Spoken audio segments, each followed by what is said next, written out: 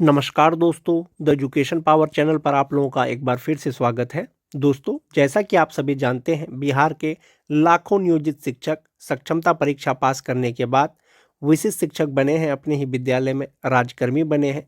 जितने भी विशिष्ट शिक्षक हैं दोस्तों, उनके मन में अभी तक एक ही सवाल है कि आखिर विशिष्ट शिक्षकों का मूल वेतन कितना होगा, ग्रॉस सैलरी कितना होगा। जैसा कि कुछ दिन पहले शिक्षा विभाग बिहार सरकार के द्वारा दोस्तों आदेश निकाला गया था कि जो विशिष्ट शिक्षकों का सैलरी फिक्सेशन है वो जिला कार्यालय से किया जाएगा फिटमैन मैट्रिक्स के अनुसार। आखिर कितना उनका मूल वेतन होगा दोस्तों, खास करके जो सिक्स फेज के जो 2022 के नियोजित शिक्षक थे, जो विशिष्ट शिक्षक बने हैं, उनका मूल वेतन कितना होगा, उसी के बारे में आज के वीडियो में हम लोग चर्चा करेंगे दोस्तों। वीडियो शुरू करने से पहले एक रिक्वेस्ट है दोस्तों, जो लोग मेरे चैनल को सब्सक्राइब नहीं किए हैं, कृपया चैनल को सब्सक्राइब कर दें और बेल आइकन को जरूर दबा दें। तो चलिए अब बढ़ते हैं आगे। सबसे पहले बात कर लेते हैं दोस्तों, जो 23 जनवरी का लेटर है जो शिक्षा विभाग के द्वारा निकाला गया था निदेशक प्राथमिक शिक्षा के और सभी जिला शिक्षा पदाधिकारी को लिखा गया था दोस्तों, जिनका विषय था कि विशिष्ट शिक्षकों के वेतन आदि भुगतान हेतु अग्रेतर कार्रवाई करने के संबंध में, यानी विशिष्ट शिक्षकों का जो वेतन का भुगतान किया जाना है उसके लिए क्या क्या कार्रवाई किया जाना है उसी के संबंध में। और प्रसंग है बिहार विद्यालय विशिष्ट शिक्षक नियमावली 2023 यथा संशोधित 2024, ये दिया गया है दोस्तों। तो विशिष्ट शिक्षकों का वेतन भुगतान यानी उसका सैलरी फिक्सेशन करने के लिए क्या दिशा निर्देश दिया गया था उसके बारे में चर्चा करेंगे। उस लेटर का दोस्तों जो पॉइंट नंबर 5 है उसमें दिया गया है कि जो बिहार विद्यालय विशिष्ट शिक्षक नियमावली 2023 है उसका जो नियम 8.1 है उसके अंतर्गत प्रावधान है कि विशिष्ट शिक्षकों को स्थानीय निकाय नियमावली 2020 के तहत उन्हें प्रदान किए गए पूर्ण वेतन संरक्षण यानी पे प्रोटेक्शन प्राप्त करेंगे, यानी पे प्रोटेक्शन के अनुसार उनको वेतन मिलेगा। और 8.2 में ये प्रावधान है कि नियमावली के प्रभावी होने पर उनका जो वेतन दिया जाएगा वो फिटमैन मैट्रिक्स के अनुसार दे होगा। और जो अन्य भत्ता है दोस्तों, जैसे डीए एचआरए, वो राज्य सरकार जिस हिसाब से देती है वो सबको दिया जाएगा। तो नियमावली का जो ये 8.1 है दोस्तों और जो 8.2 है ये बहुत इंपॉर्टेंट है। इसके अनुसार नियमावली में दिया गया है कि जो मूल वेतन नियोजित रहते हुए विशिष्ट शिक्षकों का था उससे मूल वेतन कम नहीं होगा।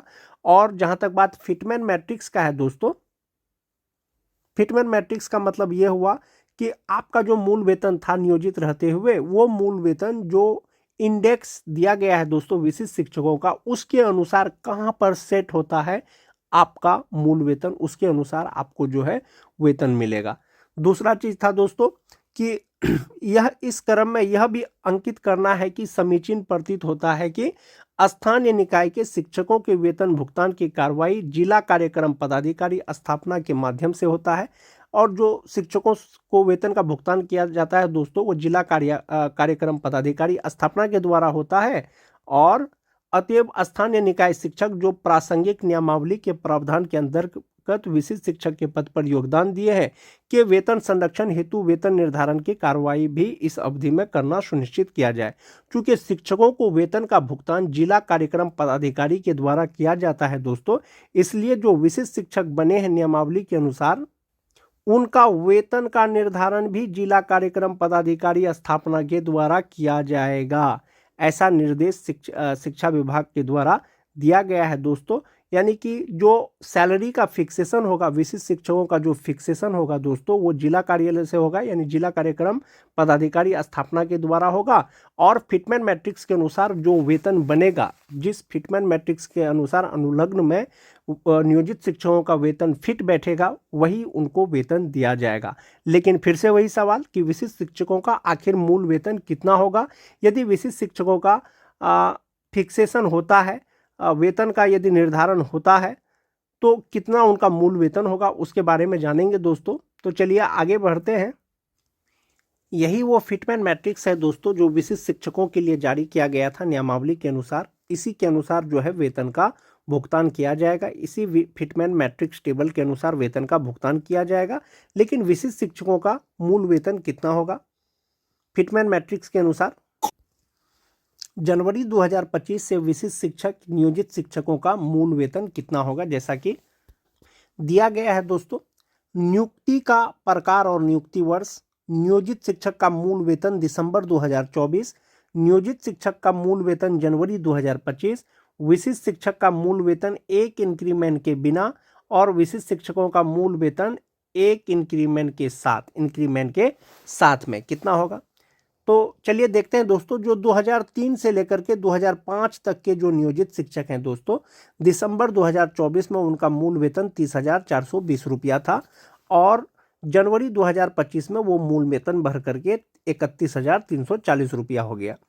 जो विशिष्ट शिक्षक है दोस्तों, यदि सरकार के द्वारा उनको इंक्रीमेंट का लाभ नहीं दिया जाता है, जैसा कि नियोजित शिक्षक जो 31 दिसंबर 2024 तक उनका मूल वेतन 30,420 रुपया था, जैसे ही 1 जनवरी आया तो उनको एक इंक्रीमेंट का लाभ दिया गया, उनका मूल वेतन 31,340 रुपया हो गया।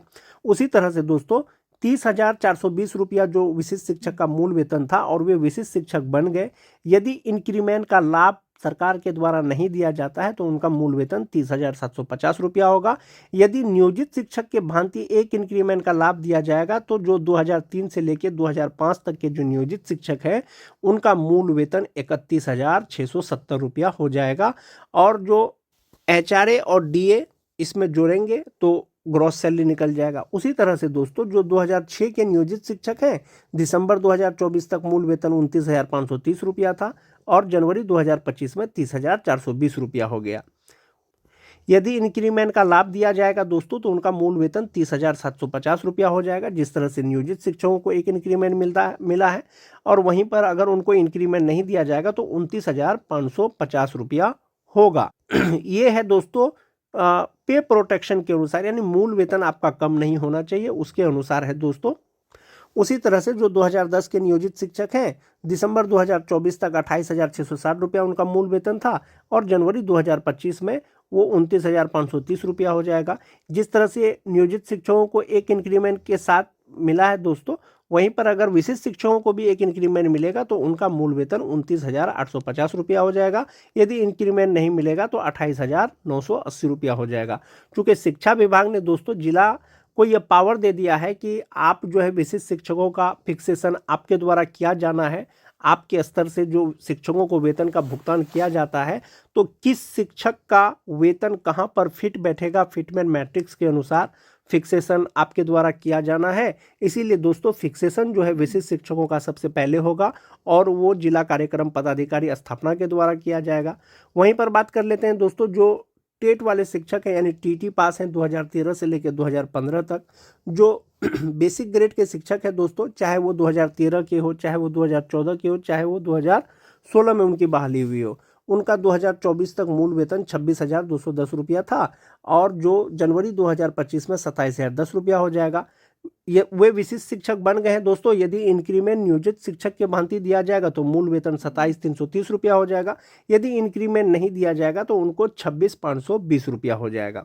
वहीं पर बात कर लेते हैं जो ग्रेजुएट टीचर है दोस्तों, स्नातक ग्रेड के और जिनकी बहाली ट्रेंड के रूप में हुई थी, चाहे वो 2014 हो चाहे वो 2016 हो, उनका मूल वेतन 2024 में 28,550 रुपया था और जनवरी 2025 में भर करके 29,410 रुपया हो जाएगा।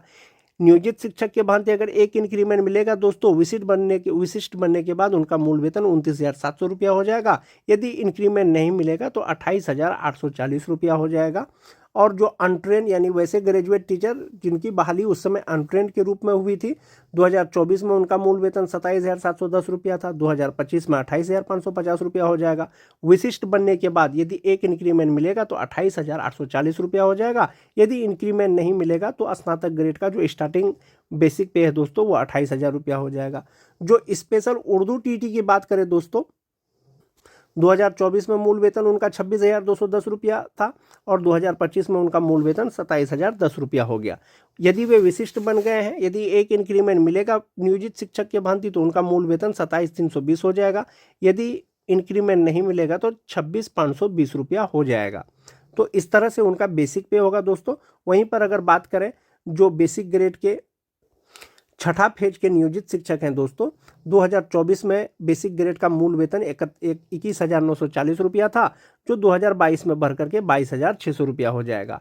वेतन संरक्षण मिले अथवा नहीं मिले, विशिष्ट शिक्षकों का स्टार्टिंग बेसिक पे दोस्तों 25,000 रुपया है। तो जो बेसिक ग्रेड के नियोजित शिक्षक जो विशिष्ट शिक्षक बने हैं छठा फेज के, उनका मूल वेतन 25,000 रुपया होगा, चाहे वो डीएलएड के हो चाहे वो बीएड वाले को हो।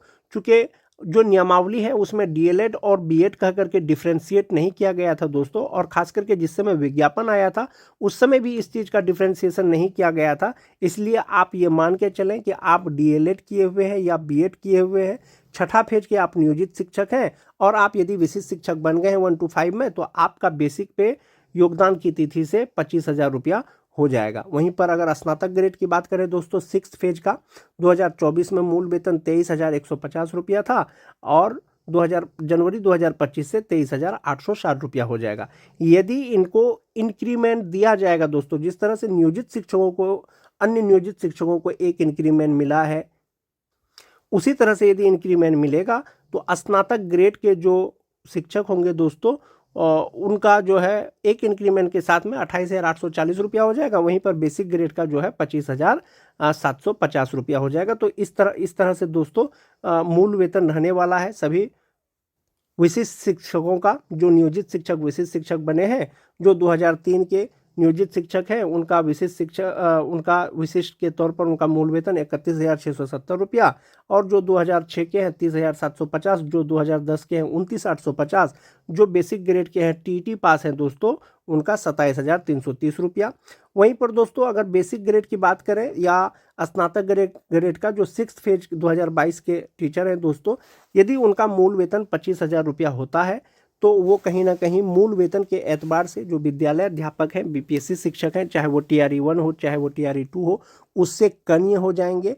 तो विभाग का क्या दिशा निर्देश होगा दोस्तों, वो आने वाले समय में पता चलेगा। यदि सिक्स फेज के शिक्षकों को यदि एक इंक्रीमेंट भी दिया जाएगा तो वो विद्यालय अध्यापक के या तो बराबर हो जाएंगे और उनसे कनीय नहीं होंगे। मूल वेतन के एतबार से कम उनका मूल वेतन बराबर हो जाएगा। बीपीएससी टीआरई 1 वाले का जो इंक्रीमेंट है वो जुलाई में दिया जाता है, और जो विशिष्ट शिक्षक हैं उनको जनवरी में इंक्रीमेंट दिया जाएगा। कहीं ना कहीं एक इंक्रीमेंट के साथ में छठा फेज के जो नियोजित शिक्षक हैं दोस्तों, वो विद्यालय अध्यापक के समान हो जाएंगे मूल वेतन के एतबार से।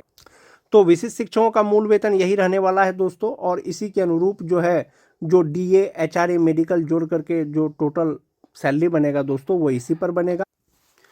जो डीए 53% दिया जाता है दोस्तों, और एचआरए और मेडिकल जोड़ करके जो ग्रॉस सैलरी होगा दोस्तों, वो इसी बेसिक पे होगा।